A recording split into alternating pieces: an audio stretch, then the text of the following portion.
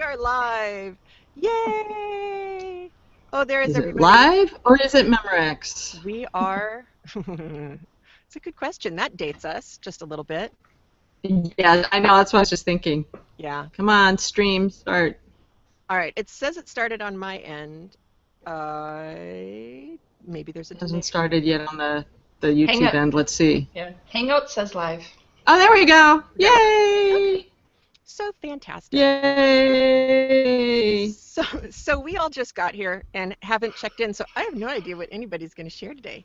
But I know. Well, yes, Robin. I thought I was going to be gone too. Here's what's happening. I'll update you on the baby front first.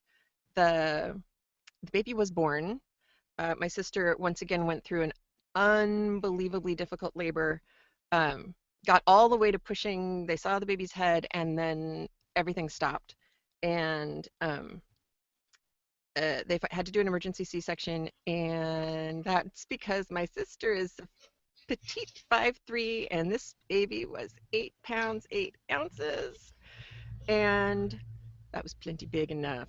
And the problem, though, and the reason why I'm still here, is everyone there has the flu, and they're trying not to reintroduce possible illness factors, and everybody here is starting to get a cold. So my mom is up there and helping, and we're all just kind of on hold. So I might go tomorrow, I might go next week, I might go after she's had the baby around for a month and just try and help put everything back together again. So they are all getting better, and they are home.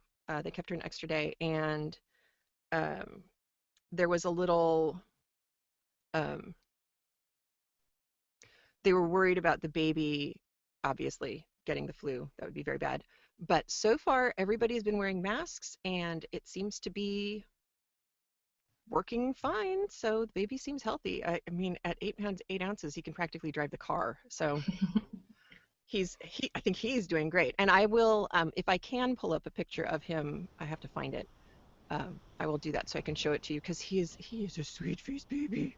He's so cute. So, John? I have to tell you, though, before you leave that subject, Yeah. This is a time when we really need a clear mask, because that baby needs to see everybody's faces. Yeah. Right? Yeah, I was thinking exactly the same thing. There's actually a project. I'll put the link to the Facebook page for a mask. Oops, did my sound go out? Nope, I can hear you. Oh, okay. A mask invented by a good friend of mine. I forgot what they're calling it now. It used to be called Clear Mask, but it's a surgical mask that doesn't fog up or anything. That's clear. So that works for helping keep kids from being scared, and it works for if you've got a deaf nurse who needs to be able to lip read the doctor in surgery, and all those kinds of things. But this is one of those times that would be great, because then the baby could still see people smiling at him and all of that. I'm so glad to know that somebody invented that, because I'll tell you, that was the first thing that crossed my mind was, wow, imprinting is going to be interesting.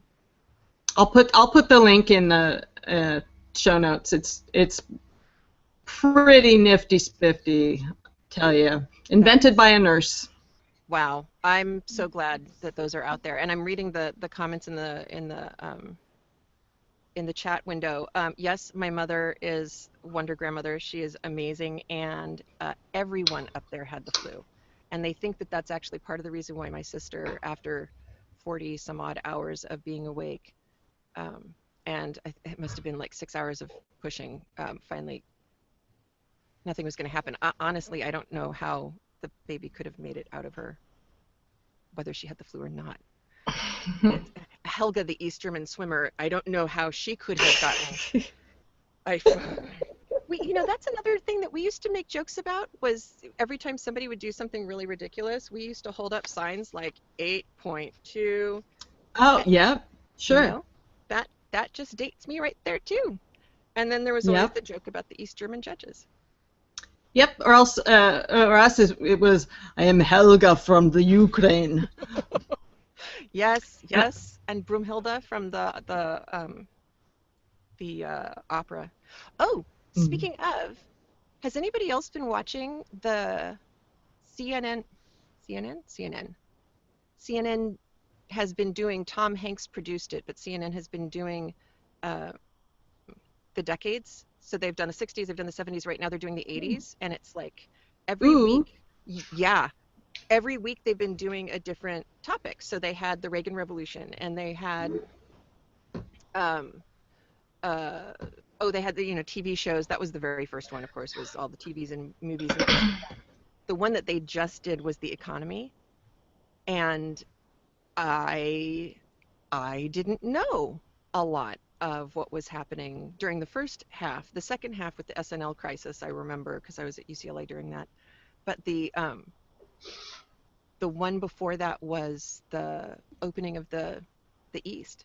It was the wall coming down, and I don't know, did you guys ever get the story from inside East Germany of how that all went down? It's the coolest story ever. Don't remember. I mean, I vividly remember when the wall came down Right. and stuff. I vividly remember that. Yeah, So because it was I probably heard the story from East Germany, what it was like, but I don't remember it. I don't remember ever having heard it. I heard a lot about Tiananmen Square, but I was on the West Coast, so it was there was this huge meeting, and it was hours and hours long, so the minutes from it were really thick.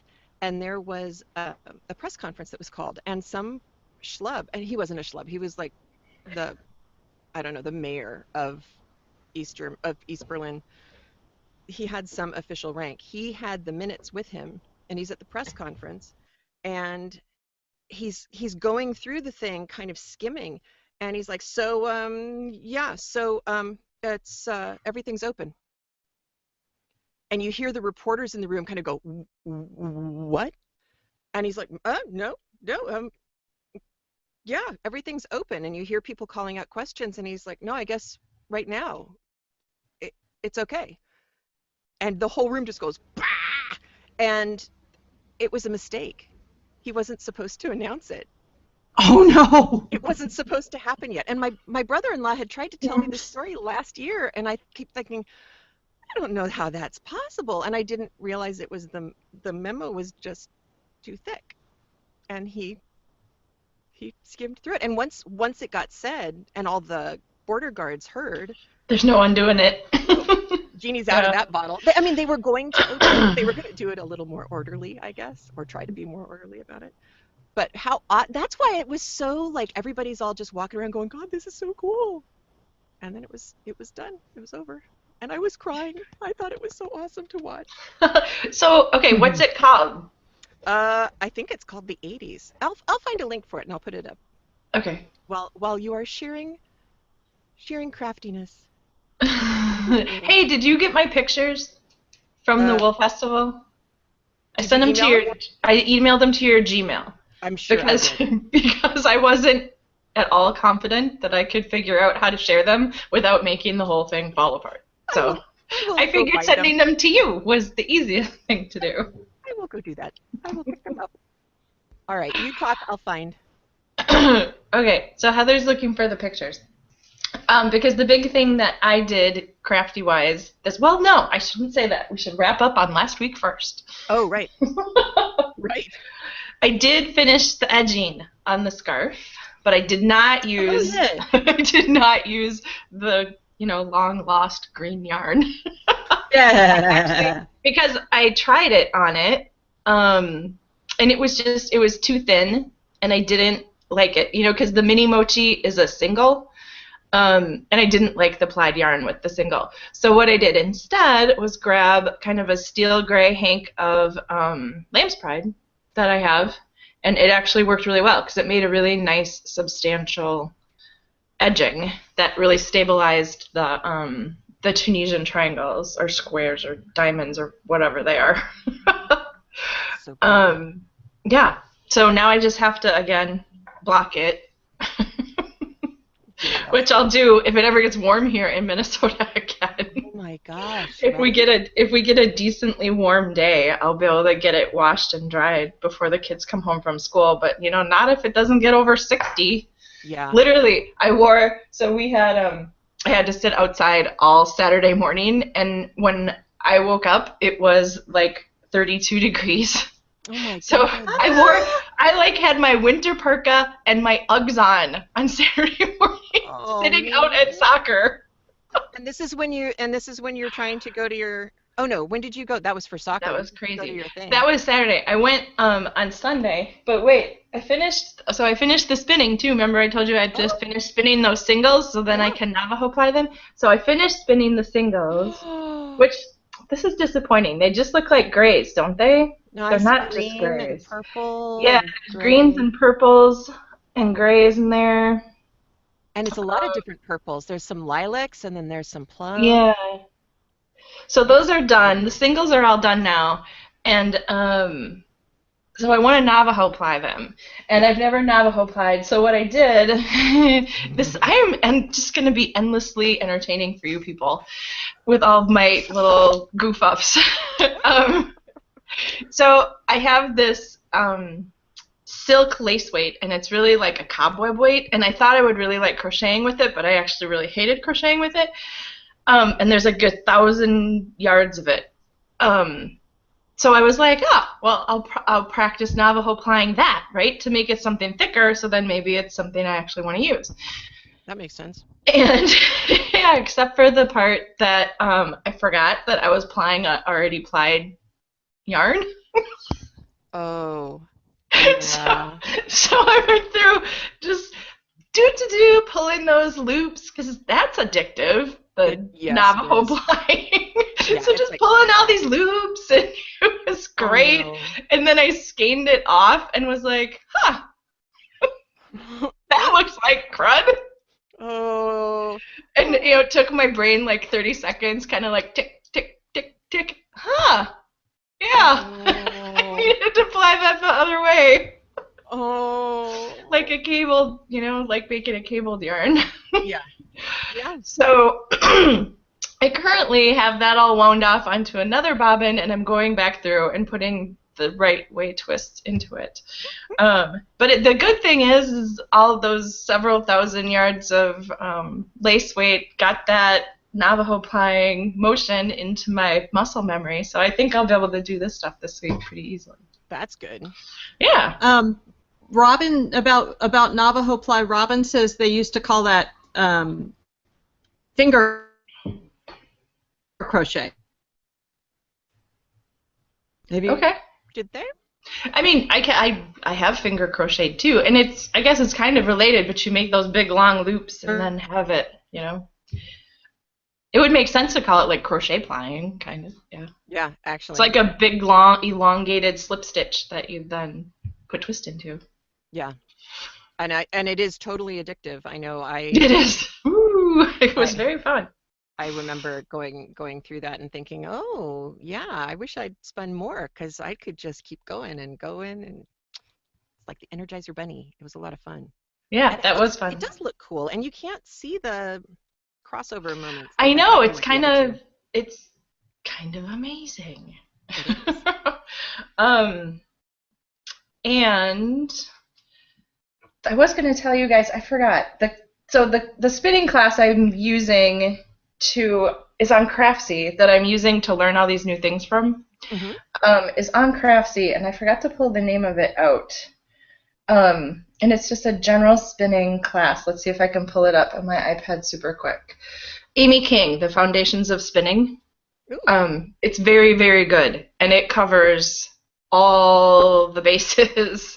So if you're looking for something that kind of a general reference for wheel spinning, and she even goes a little bit into preparation, I would recommend that one on Crafty. I've found it very useful. That's good to know. Yeah. Okay, so I finished the 2 goals that I had for this week, which is kind of a miracle, but I did it, which means I can start, I have to go look at this week, I get to go look at the yarn to see if I can find something I have that'll work for that shard pattern. Oh, I thought you were going to say that it meant you could go buy yarn. No, are you kidding me? I have so much yarn. It's going to take me a long time to be able to justify that one. Yes, But I get to dig through all the stuff and see if I have something that'll work for that shard shawl now, which that'll be fun. But what I did do this weekend is on Sunday, after I froze to death on Saturday, I went to the Wool Festival. Yay! And I have your pictures. With my neighbor. So that's the booklet. It's a pretty nice booklet. It has really good referencey stuff inside of it. It's easy to use and find people. But so this is our local to Minnesota Wool Festival that happens, in May every year. And I just like to go look around. And we can kind of walk through like what I saw if Heather goes through the pictures. You ready? Sure. Alrighty. Let me see if I can do this. We'll see how it goes. I'm trying to make them as big as I can, and we'll see if maybe it'll work. Ooh, okay. So this is going from backwards. This is. I can fix that. Okay. Maybe. Let's see. That's first. Nope. Nope. There's one that looks like that one's first. The one with the one next to it. The blue tag? Nope. To the left. That looks like there. The open space. Oh, good Lord. You know what? Go through them in whatever order you can get to them, and we'll do it. So that is a Jacob fleece that I took a picture of. Oh, look, that's what the Wool Festival looks like. Okay, so if like your reference point is like Rhinebeck and Maryland, our little Wool Fest is a lot smaller. It's at one of our county fairgrounds, but there are 3 big barns full of exhibitors, and then there's a bunch of fun little food stands and stuff. There's a 4th of those barns. That's where the wool auction and all of the like guilds have demos and stuff, and kids activities and things that they do in there. And then there's 2 other livestock barns that have all the fuzzy animals in them. But our festival is very doable in, I think we were there from like 9 to 1, and we had more than enough time to go through everything, and we actually circled back through a couple of the barns twice. So that's nice. It's a really doable size. And they have classes Friday, Saturday, and Sunday too that vary from year to year. That's cool. They're generally more fiber-oriented than knitting-oriented, which is also kind of refreshing. Yeah. So that's what our Wool Festival looks like. For reference for those of you on the coast. All right. Which direction do you think I should go in? Go to the right. And then I guess we'll go back to the left. Oh, son of a gun. I hate that.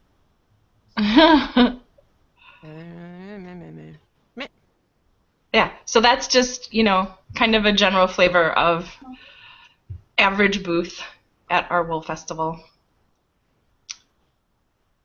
Wool and finished products both. She had a lot of raw fiber in that particular booth. That wasn't, This was super cool. This project. Yeah. So Knitting My Way Home, she has kits available with a wool linen blend to spin. So you spin an oatmeal yarn, and then you spin a color progressing yarn, and she steps you through. She has this kit that steps you through spinning the yarn to knit this. Where'd I put that card? It is the Crazed Scandinavian Cowl by Wendy Johnson. Yeah, and it was stunning, and it's really long. It's long enough to make a big double loop around your head, and it's knit in the round. That is on my Christmas wish list now. Lifetime achievement project for me. That is. It would take me forever, but it would be fun. Yeah, I thought that was pretty stunning. It looks like a cross-stitch sampler. It's so Doesn't finely it? done. It's amazing. Yeah, I know. And like I said, it's a pattern by Wendy Johnson, and she has permission from Wendy Johnson to sell the Make kit, kits. which is pretty cool. That's awesome. Yeah, I liked that one a lot. Those, they look like pelts, right? But they're not pelts. So this is Heartfelt Silk, so you can kind of see the tag down at the bottom. She is a local felt artist based out of Hudson, Wisconsin. And her new thing this year was, so there's a, I think it's a silk blank on the back of those. Whoa. And you felt the locks onto it, but somehow maintain the lock structure. Whoa. Right? So it ends up, it's like a silk scarf. It's like a big long silk scarf with all these awesomely locky locks on one side of it. And I want one really badly. She said she's going to maybe do classes on it this summer. Cool. And Hudson is just about, half an hour, 45 minutes outside of the cities on the Wisconsin-Minnesota border. So if she does, I'm going to try and go out there to her studio and take a class. Yeah. Yeah, right? Wow. Mhm. Wow. That's cool. Yeah. And there's the sheep barn. Isn't he awesome? He's so cute. He was huge. He was like kind of, the stately sheep. Sheep. I'm the stuff and I know it sheep. Yeah. Yeah. Gaze upon my beauty, ye mortals. Right. I love it. Right. Okay, so what's the next one? The big wall. Isn't that beautiful? Yes. I thought that was just a stunning way to display those. So it's like a worsted weight color progression yarn, and the whole back wall of her booth was just pegs with the big wheels on them. That's how she did it. They're on pegs. They're on pegs. Yeah. Mhm. Brilliant. If Dawn stops talking for a second, Heather starts talking, then it'll show the it'll put up the picture that Heather's trying to show. Otherwise, while one of the other of us is talking, it's just the little thumbnail at the bottom. I'm so sorry. That was me not clicking a third button. Oh dear God. Okay, so now it should stay on They look good. that. Now it should stay on that. Thank you, Erica. And then the shawl at the top shows you what that yarn knits up like.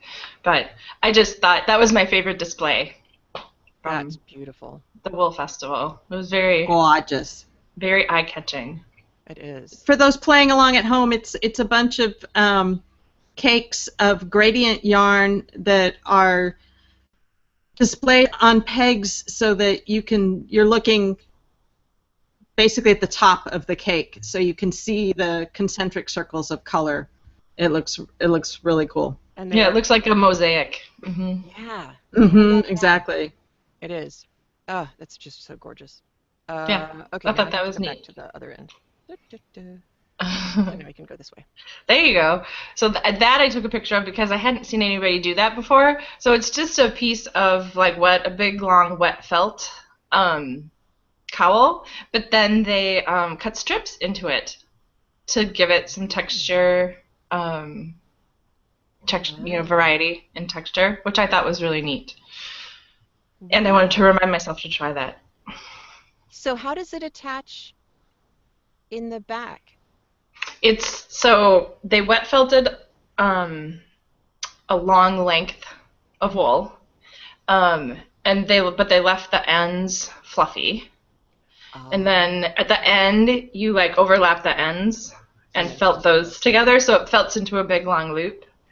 Cool. Yeah, but Did they they- cut those strips in it, which I thought That's was neat. so awesome. Did they wet felt it onto a base like a silk or a Nope, it's just just onto wool. itself? Mhm. That's so cool, and it's a beautiful kind of a mottled plum. Yeah. I like the shirt that it's on too. Yeah, it had a lot of texture too. Yeah, it was really striking, but I was like, how simple and totally fabulous. Yeah, you could do that in the garage. That's cool. Yeah, I thought so too. So There's for the those at Jacob. home, it looks like long, flat purple linguini all attached together. Kind of, yeah. It's the Yeah. linguine necklace. Kind of. So they're the Jacobs. They're always my favorite. They're pretty. Just, Oh, you they're know. cute. Yeah, because they're spotty and they have those crazy double horns. Yes. They are Gotta sweet. love them. And they've got the narrow nose. So we've had one kind of fat-nosed guy and the narrow-nosed guys. Yep, And they're also cute. they are. Thursday says that one goat is grinning. This, yeah, the sheep. And so this was I think he said 6-week-old Angora goat baby. Goatlet. Oh. Kid, right? They're kids. Yeah. Yeah. I like He was goatlet. darling. Yeah, goatlet. He was super cute. Yeah, and he's one of a twin, and he's the very, very smaller twin. His brother was much bigger and super loud and annoying. Yeah, but this little guy was very sweet. So tiny. So pretty. That? Seriously? Did you take a picture of that? Yes! It's a full-size deer head that somebody felted. And it won first place. It won first place. So, And it's mounted on a, like you'd mount a real deer head on the wall. I love this. That looks like real antlers on there. They are real antlers on there. It is a real rack, yeah. That's awesome. No wonder it won first place. And it's so detailed. The like shading, like in the ears and around the muzzle and things. It's kind of, yeah. They did a really, really good job. That's crazy. Wow. Yeah. I would love to be able to say I had made something like that, but I would not enjoy making it. Yeah. It must have taken a really long time. And the eyes it really looked like it was looking at you. That is so cool. Mm-hmm. That's totally the kind of thing for somebody who doesn't want to actually, have a deer head in their house, but they want to get a rustic look. You can felt yourself one. The Gaston wall look. Yes. Yeah. Yes. But out of fiber. I like that. Yeah. Oh, darn it. I did it again. Yeah. And so that's the Jacob fleece from those sheepies that were shorn. Oh, good God.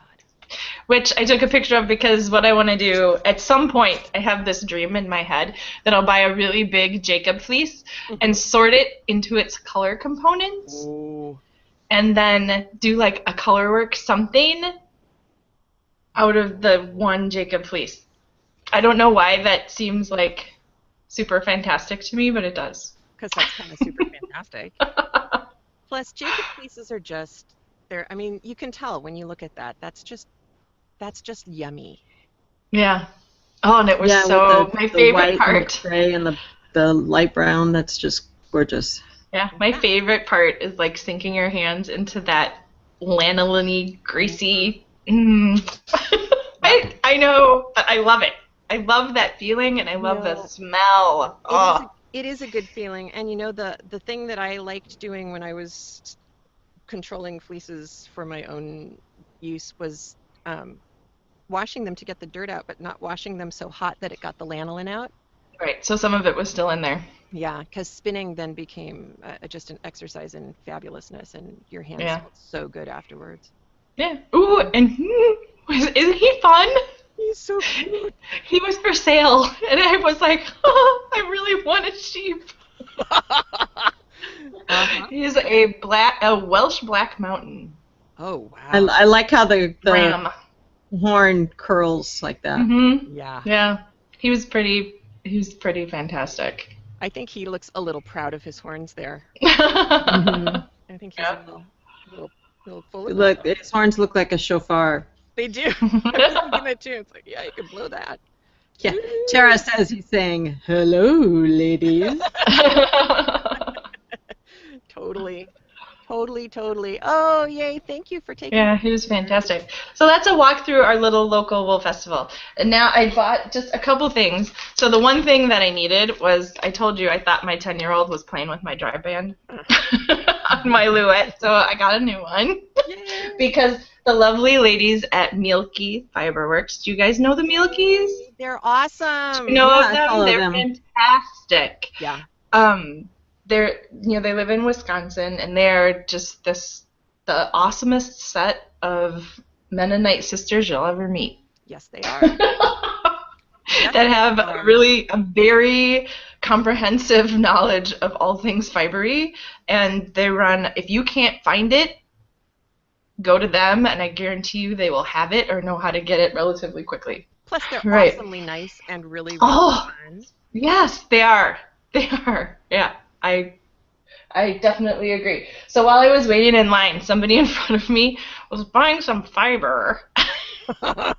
Uh-oh. So this might have come home with me. Ooh, pretty. Oh, those are ocean colors now. That is what the colorway is called. See, look, there's the little tag. Hey, look at that. It's called ocean. It's called Ocean. Yeah, and how would you it's got describe silk in that? it. Those at home? It's a merino silk. They call it a roving. It's a merino silk roving.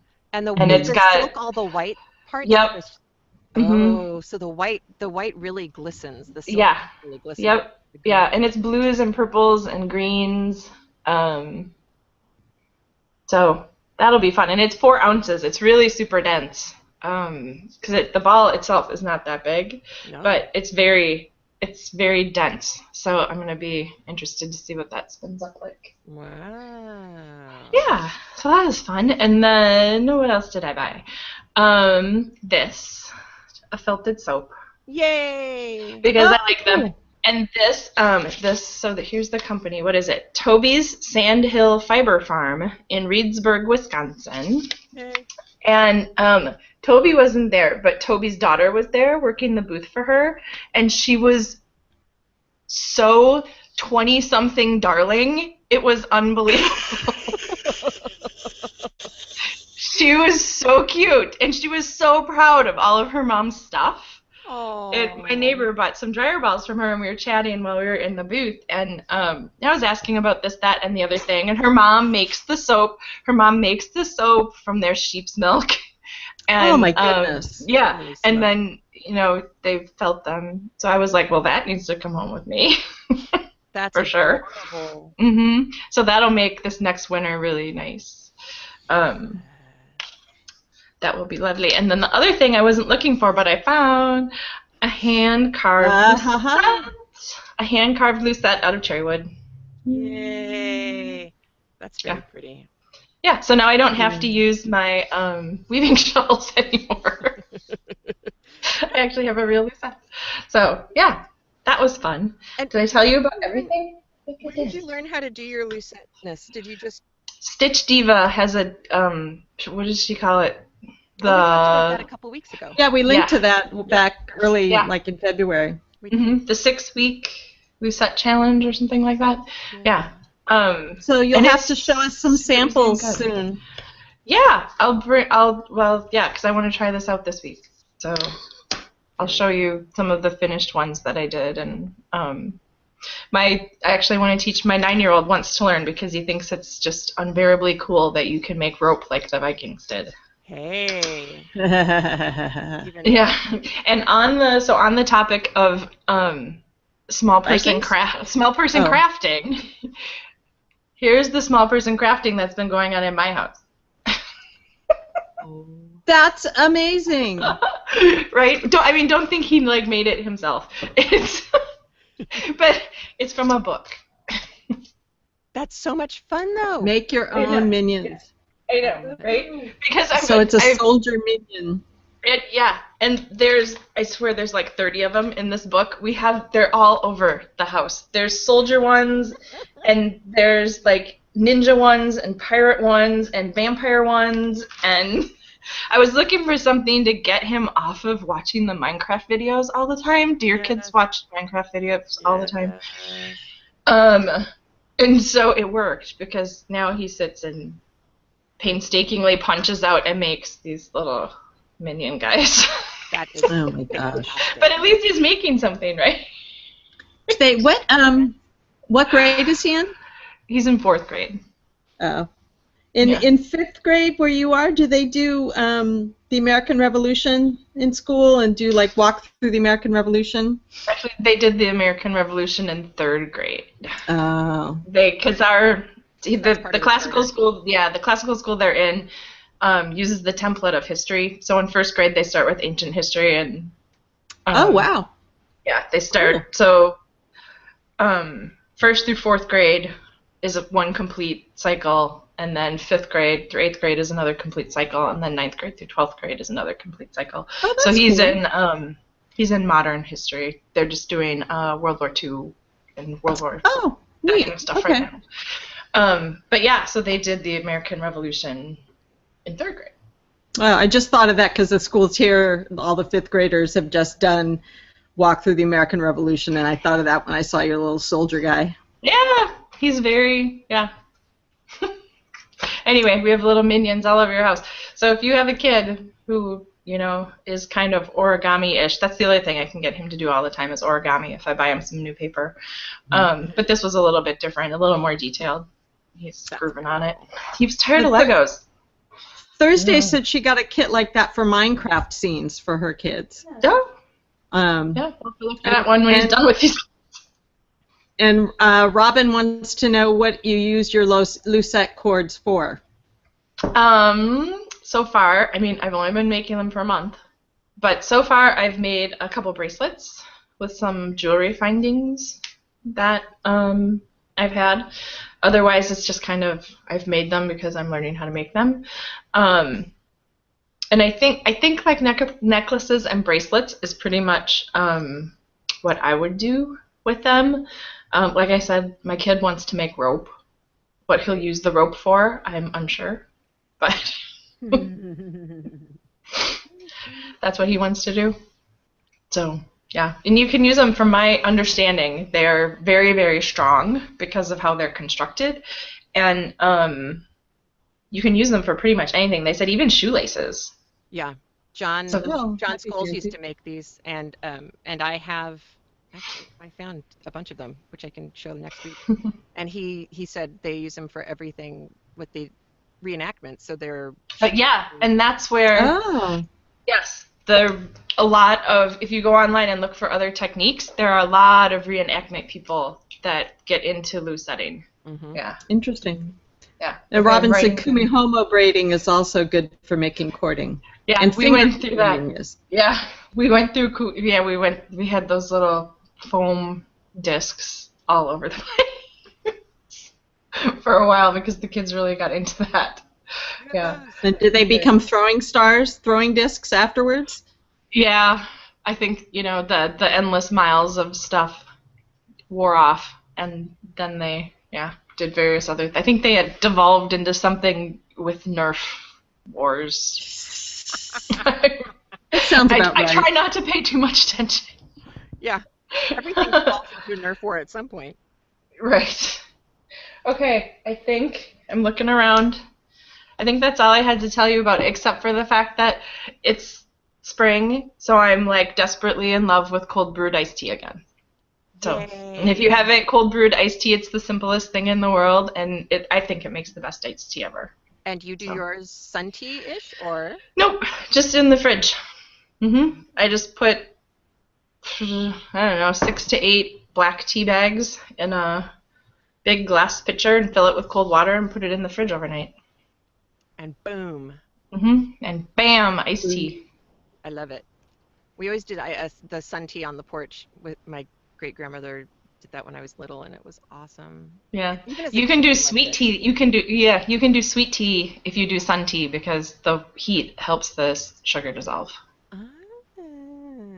Yeah, she didn't do that, but then she also had a lemon tree, and I think she probably ate the lemons just off the tree. And then she made lemon meringue pies that were particularly good. So, yeah, that, and the other thing next week I'll probably have to tell you about is my rhubarb plant is like ready to harvest, and it's not even close to strawberry season here, so I'm going to have to find something to do with only rhubarb. Wow. Which isn't usually my problem. Can you slice it and freeze it for Yeah. And there was one year that I made rhubarb marmalade, so like just rhubarb And that was pretty good. I liked it. The kids didn't like it so much. They would rather me save it to make strawberry rhubarb jam. Right. So. Ooh, Robin says if you take herbal fruity tea bags and you stick them in a 2-liter bottle of cheap lime soda in the fridge overnight, it makes a delightful punch. Oh. We'll try that with the kid. We'll try that with the kids this summer. Nice. Yeah, that would be cool. You could even do it, I guess, with just a big thing of fizzy water. Yeah, probably. So we mix lemonade with fizzy water. Yeah. Or mix our lemonade and tea too. Yeah. That's a Arnold Palmer. Arnold Palmer, yeah. Sugar-free Arnold Palmer, yeah. All good stuff.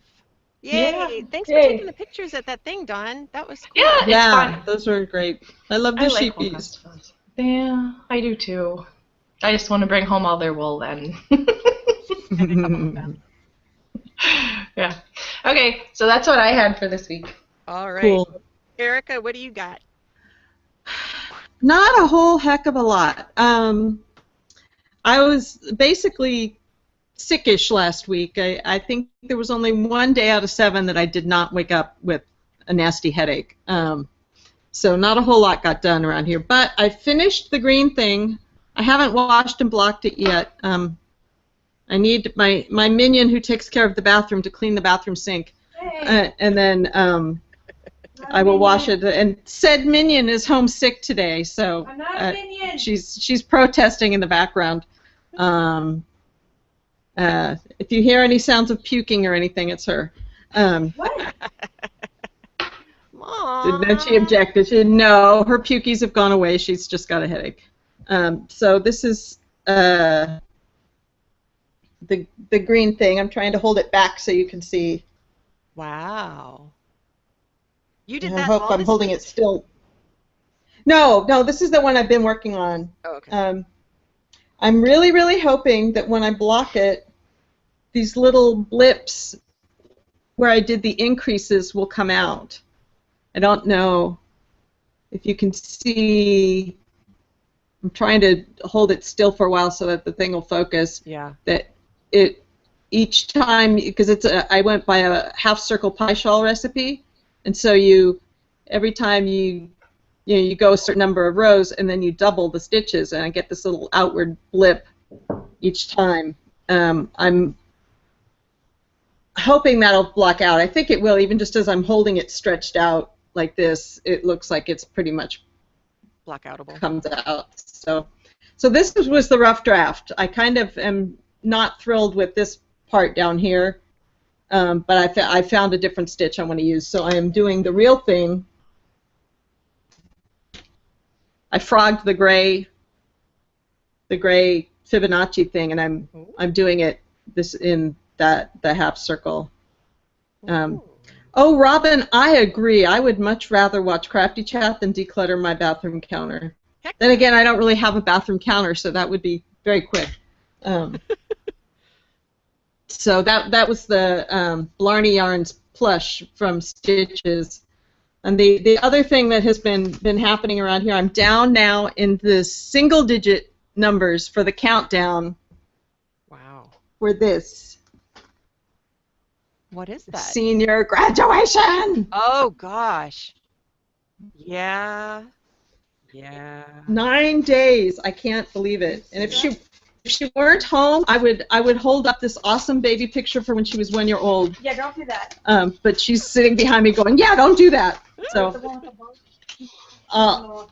I'll be nice and respect you can her. show the one with the ball. Oh, I can show it? Ooh. Yeah, I actually like that picture. It's not a naked baby picture or anything. This Is is it the one that Greg? they had to supply a baby picture for the yearbook. Oh. And so yeah, this is my oldest when she was 1 year old.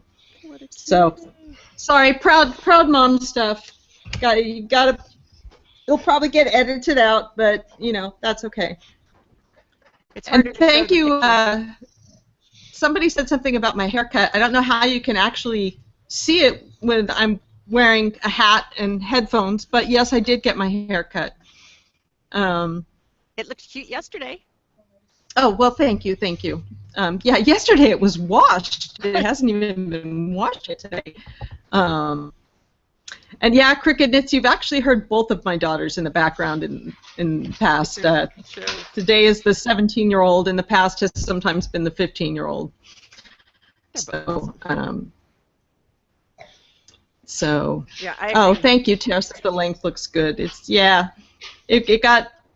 got too long. It went from looking nice growing out. It gets to the point where all of a sudden, like overnight, it goes bleh. So I had to deal with it when it got to the bleh. Yes. So that's about it crafting-wise for me. There is a from-scratch pound cake that my kid made that is torturing me with its smell. Oh. It's vanilla honey Mm. pound cake. Yeah, that's torturing me from here.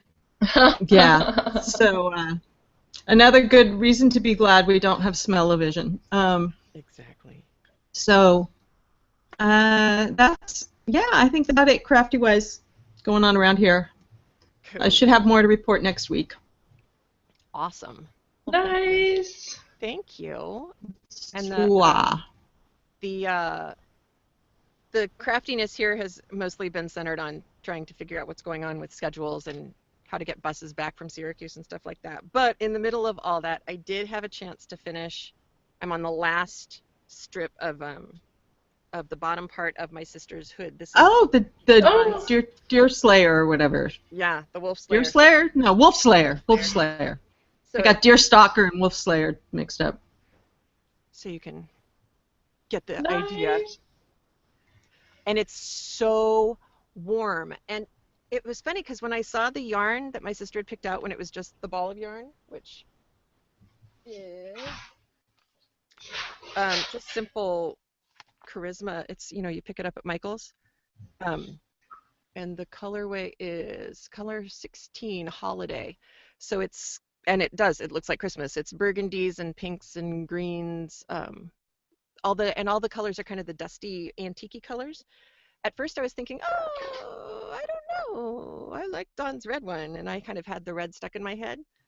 But once I put it on and I'm thinking of her coloring, she really picked a good color set for herself. So I think it looks nice, and I like how the colors highlight the structure. The structure of it, right? I thought so too. And in fact, for one of the first times ever when I've done crochet garmenty things, it was really, really clear which side was the right side and which side was the wrong side. Nice. And it's because the stitches that you chose to use and where you chose to use them really do show better on one side. There's definitely a right and a wrong, and that's kind of comforting. The chat room is loving it, and Thursday says she made one for her dreads because regular hats don't fit giant hair. Oh, and that's smart. I am dying to see a picture of that. Uh-huh. Maybe she can email Heather that a picture of that, because that I think would just be awesome. And plus, it's fun to see. It would be fun to see Dawn's pattern done, different on patterns. another example of it. Yeah. Yep. Nice. I love it. And I also I got antsy, just waiting to hear about the baby and everything. And so I went back to the shard shawl that you guys showed us last week, Dawn. Mm-hmm. And did you start one? I started 2. Heather! 2? I did it on purpose because I knew we were going to talk today. And so I have, let me find the better angle. So this is a greens, purples, blues sock yarn. And do I still have the tag in it? No, I left the tag over somewhere. I'm trying to remember the name of the dyer. They didn't have the Lorna's laces. But what I did is I sat down in the yarn store and I laid out skeins on the ground. The hanks? Did you undo the hanks? I did. Yeah. And I made sure it was okay with them first. Nobody else was in the store, so it was fine. But I laid them out and I was checking to see if there was one color that had at least, she says, 12 to 16 inch segment of its repeat. And I thought this one was going to work out fine because there was, when it was laid out on the floor, a very clear bright green. Ooh, Mhm. look at that. And this is the short part of it, and then there's a longer version.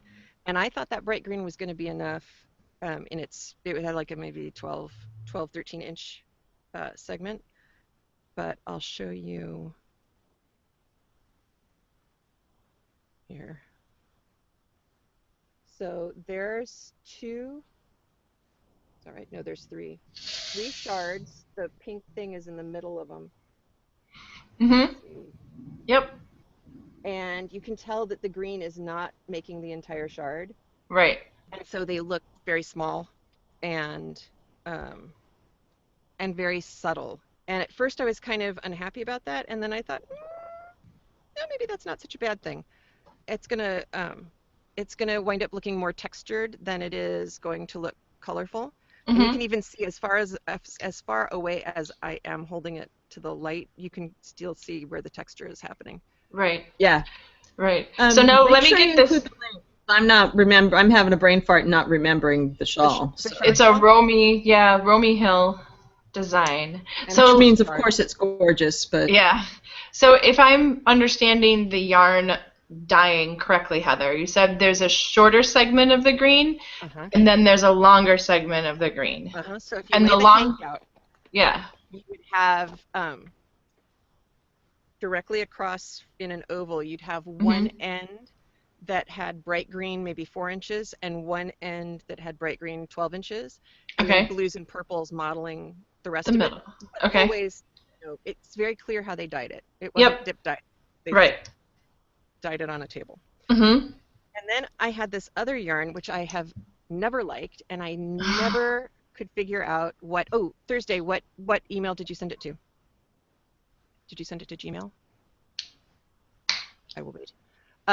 I never liked this yarn. I could never figure out what to do with this yarn, and I pulled out all my sock yarn to look at everything that I had. I got it.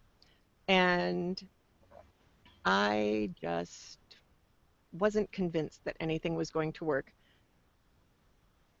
And then I started laying out all those hanks, if I had them in hanks, and I found one. It is, I don't even know what to call it. It's not Mardi Gras. You know what it is? It's like kid candy colors. It's bright pinks Yeah. and greens and purples, and it's not subtle.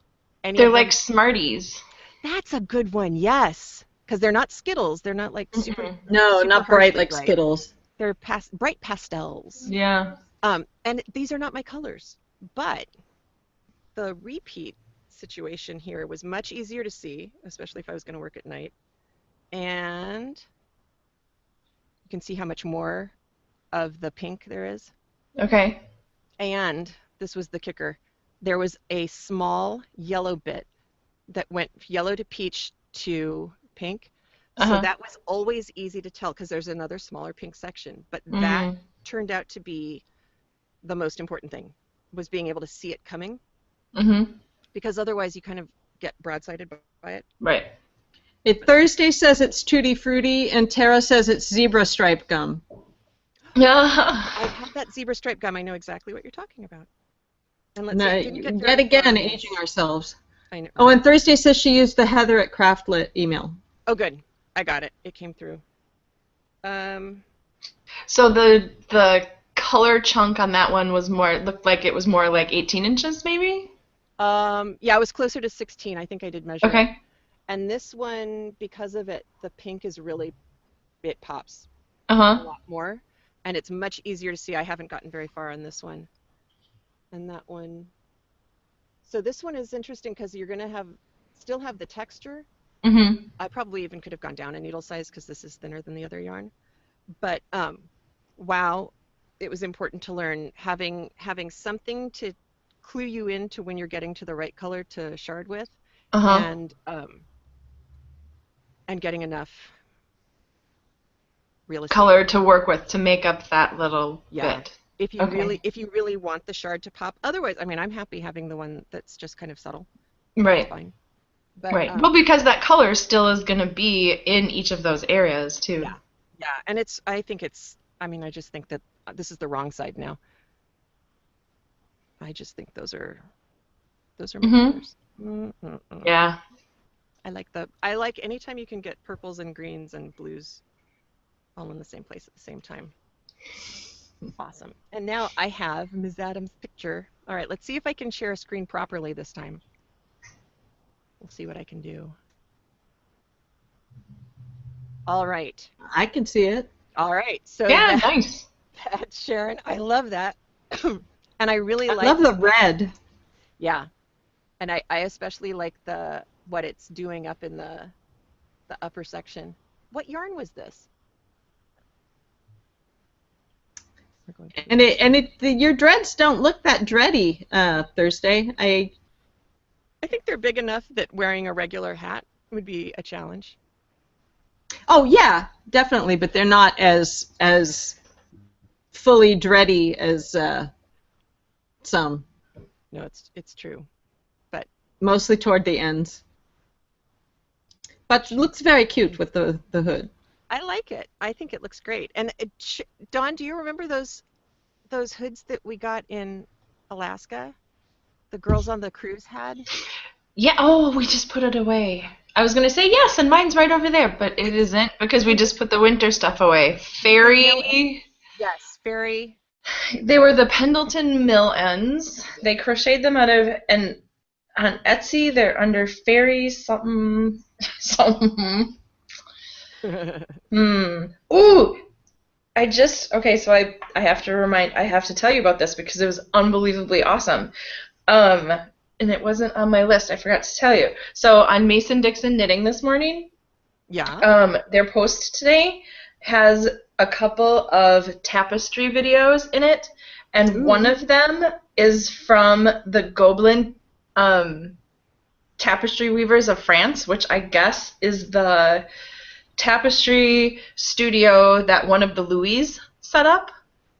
And there's a video that shows you the process that they go through. So they go through the whole thing, and it's totally set up how it was at that time. They go through the making the yarn, the dyeing the colors, the loading up the 5,000 little bobbins to literally make the full size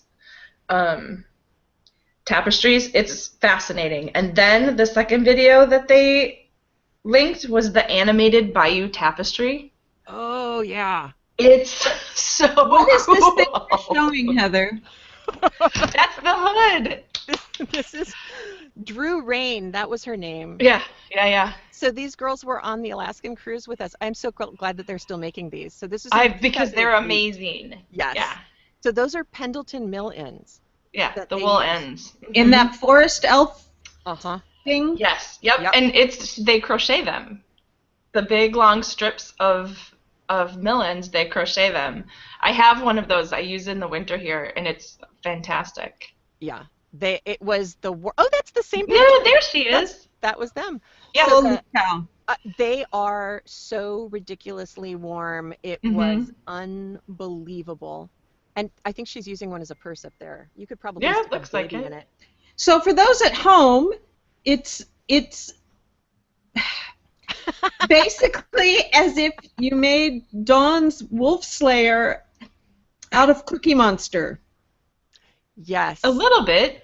Yeah, except blue they don't really have color than Cookie Monster. But they don't. They're more. They aren't as.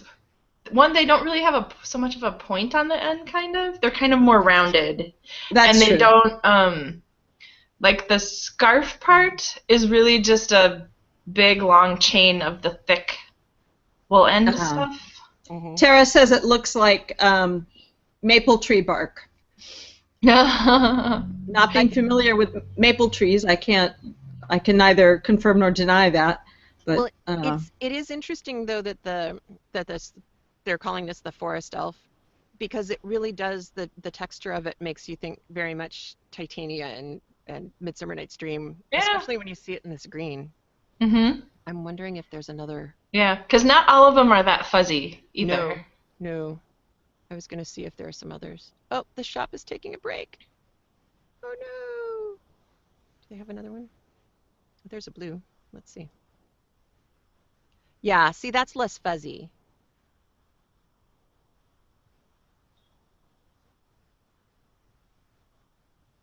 Yeah, they were fun. They were fun. They were really nice. Oh, there we go. That's much more useful. Thursday says old man's beard moss. I don't know what old man's beard moss is, but that gives an interesting visual anyway. Oh. Imagining something that would be called old man's beard moss. Tara's going to run outside and take a picture of her maple tree bark. That really is a good one to show. That's a good picture. Because you can also see that it's not quite so pointy up at the top. Yay! Oh, they were fun. Yeah, I liked those hoods a lot. Yeah. They were What was it? Of course, I gotta say, if you say old man's beard to me, different connotation. see if I can hold this correctly so that you can see with the light. Oh, I can't do it. Oh wait, there. That's what I think of when you say old man's beard. That is indeed a beard. Talking about Dad's It's probably at about 11 inches by now. Oh my gosh. He's easy topping it. We don't know when it's going to go away. It will just one day suddenly he'll emerge from the bathroom and we'll be back to his goatee instead of that. But Well, I only had one other thing to share, and this is more sharing a link than it is sharing anything else. So I will put the link up in a moment, but first you have to see what it is. Once Dawn started talking last week about cutting up the t-shirts, oh yeah, it's a t-shirt quilt. I started looking at other stuff, and I stumbled on this one because I've thought for a long time about making t-shirt quilts, but they always looked very blocky, and I never really liked them. And then I stumbled on this one on Pinterest and went, ooh.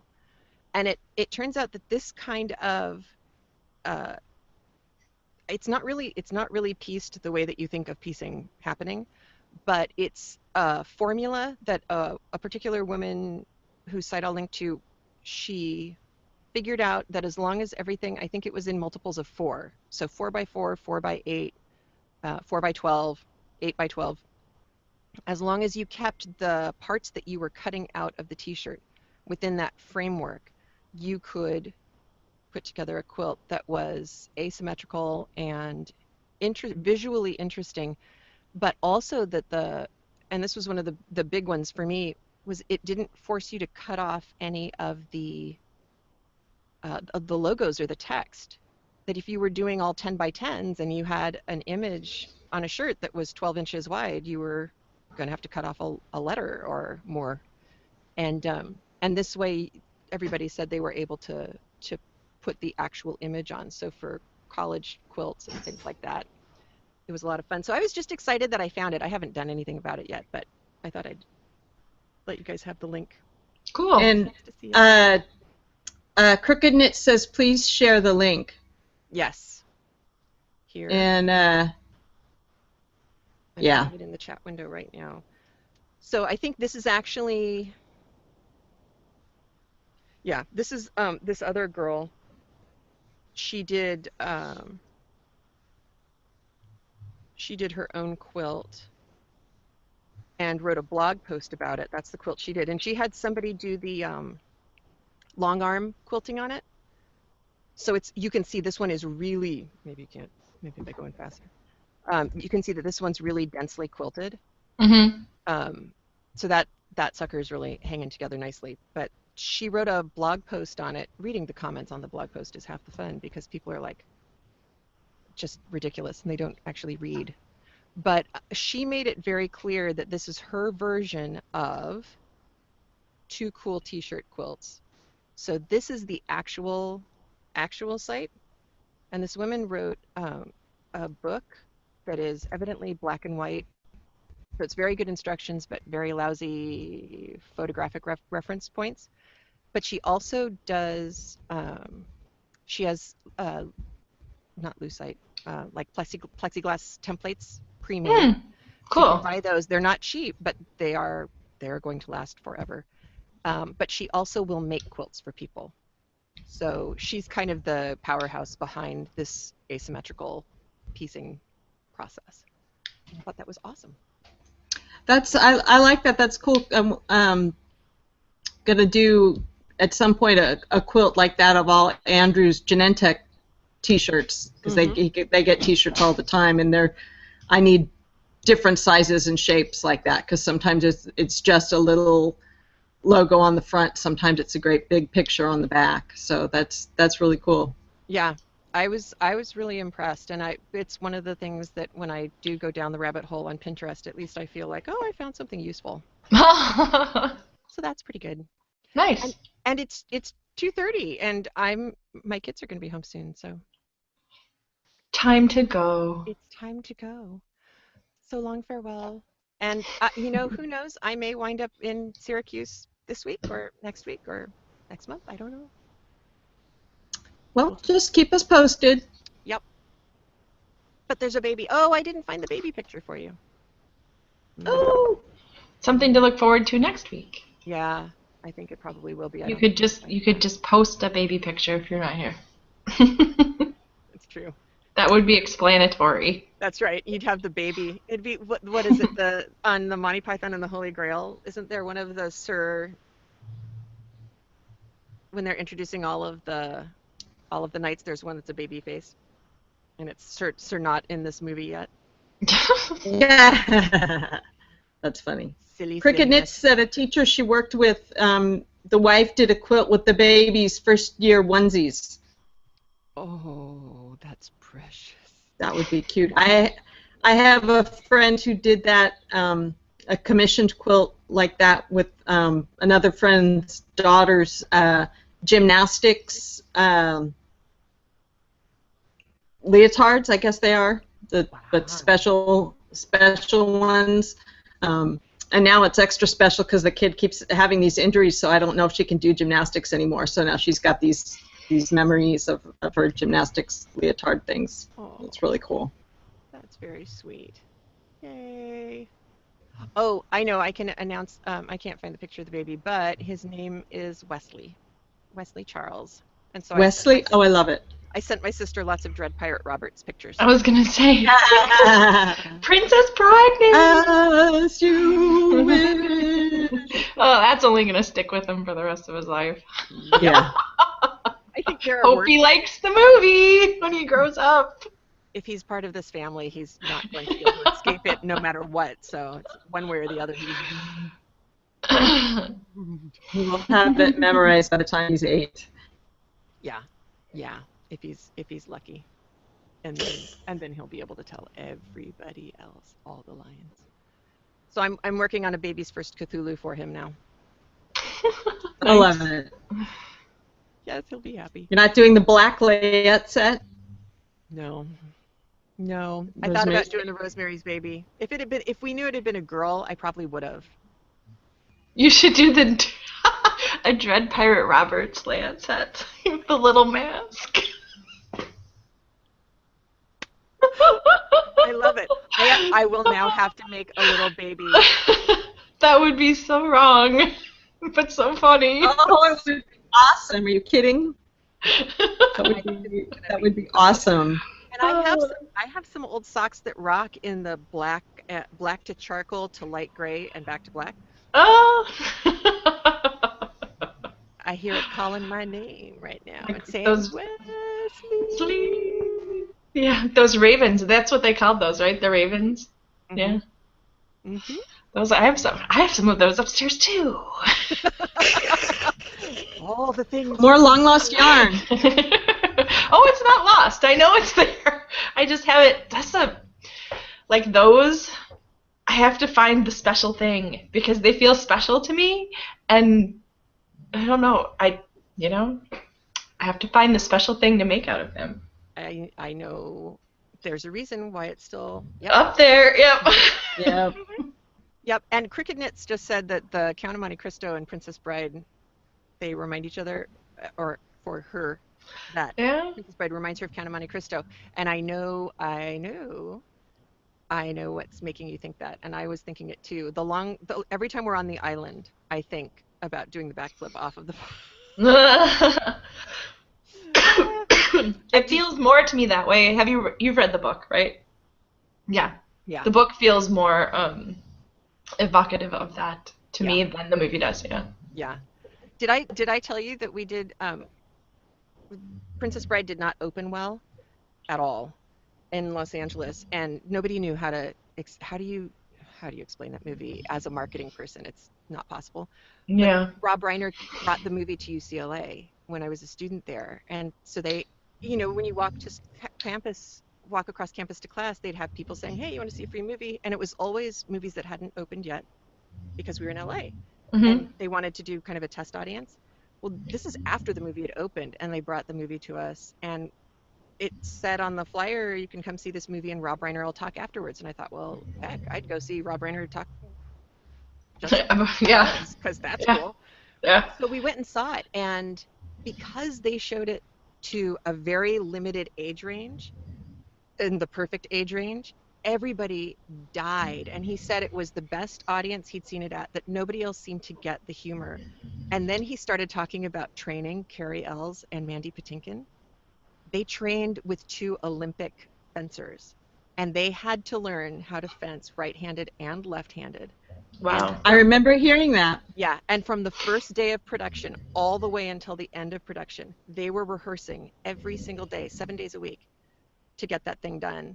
And because it says in the book, it's supposed to be the most amazing Right. play ever. Yeah. Right. So it has to be. And he said they absolutely did everything. There's only one place where a stuntman was used, and you know which one it is. It's the back. Yeah. The backflip. Where he sticks it and then, pulls the sword out of the ground. Yeah.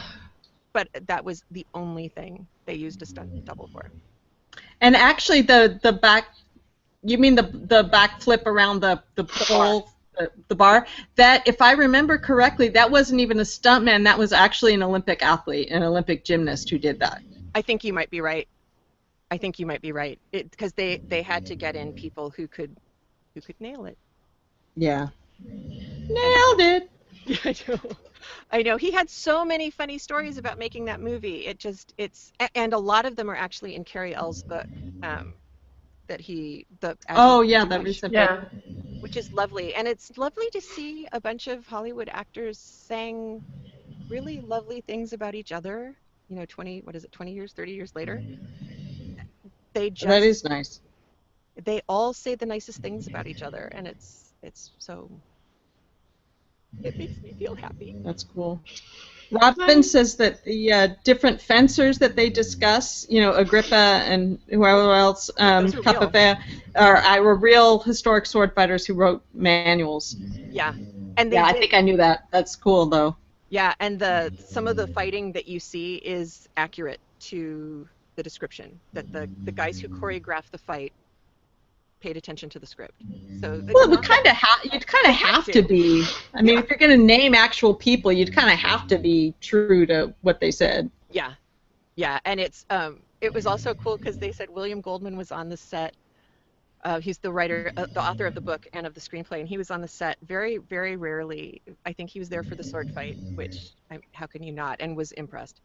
But he was there the first day of the filming, and the first day of filming was in the fire swamp, and it was the moment when Robin Wright gets her dress caught on fire, and he didn't know it was coming. Nobody warned him, and so Carrie Ells and Robin Wright, it's their first time working together, and he has to pick her up and move her, and then pick her up and move her, and then she gets lit on fire, and he has to put her out. She has a dress that's flame retardant, but it does in fact have to catch on fire, and they do it several times. But the first time it went poof and lit her on fire, and William Goldman screamed. And they're like, "You need to leave the set now." But the image of him of all people just going, because he wrote it. Because he wrote it, and here they're going to burn his leading lady on the very first day. That's funny. You haven't finished the film. Yeah. That's super funny. So if you put that on the podcast, you're going to have to edit out the snoring dog. He started snoring. Sorry. when you go back and listen to this, you're gonna go, oh, the dog came over. There's the doggy. I Yeah. have a doggy. No. He's snoring really loud. I can hear him now. I was Yeah. wondering what it was. It's the dog. Well, then it's definitely time to go. Yeah, go get your kids. I will go That's- get kids. You guys have a great week.